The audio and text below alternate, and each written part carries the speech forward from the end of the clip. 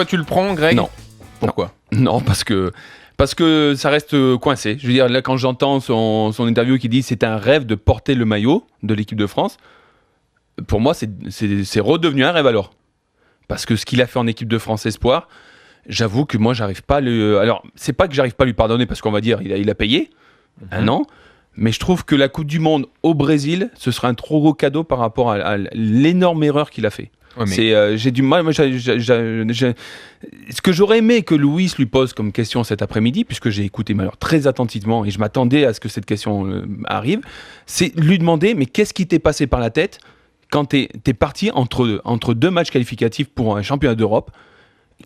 Mais c'est fou, tu vois. Je crois qu'encore il n'a pas le droit à une deuxième chance. Il n'a pas le droit à ce qu'on lui tende la bien perche, sûr, comme d'autres bien sûr, qui ont eu des comportements encore plus. Pour moi, il y a aucun problème. Il a le droit à une limite. Pour moi, il a absolument le droit à une deuxième chance. Je n'enlève pas son talent et il est en train de prouver qu'il a beaucoup de talent. Il y a pas de souci. C'est un gamin. Il a fait une connerie. Il l'a dit. Il l'a reconnu. Il s'est excusé. Et il s'est fait reprendre de voler par son entourage, par sa famille. Ils sont toujours. On va pas lui mettre ça sur le dos quand ils font des conneries. Pendant combien de temps ? Quand par contre, faut réclamer de l'argent ou faire des trucs. Alors là, ils sont suffisamment matures. Faut pas les prendre pour des cons. Donc moi j'ai du mal, là franchement je dis ce que je ressens moi, j'ai du mal, je trouve que la Coupe du Monde est un trop gros cadeau, était un objectif trop beau.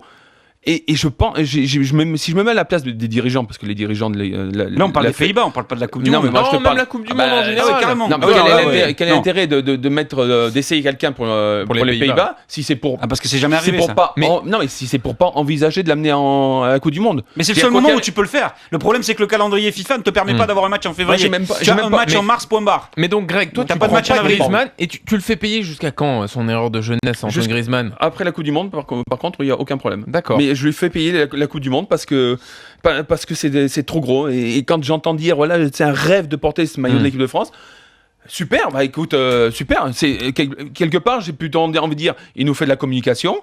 Ouais. Mais le communication, il prouve sur le terrain qu'il est bon. Excuse-moi, le troisième buteur concret de la Liga. Le concret, l'équipe de France, même espoir, c'est le maillot de l'équipe de France. C'est la même chose. Et quand t'as la possibilité de te qualifier pour un championnat d'Europe en espoir, c'est exactement la même chose. Pour moi, à ce moment-là, il nous a chié dans les bottes. Il a chié dans les bottes de toute l'équipe de France et de ses coéquipiers. Donc je me dis, il est capable de nous chier dans les bottes encore maintenant. Donc la Coupe du Monde, ça serait trop. Moi je pense pas. Non, là tu vas loin. T'es dur, j'espère.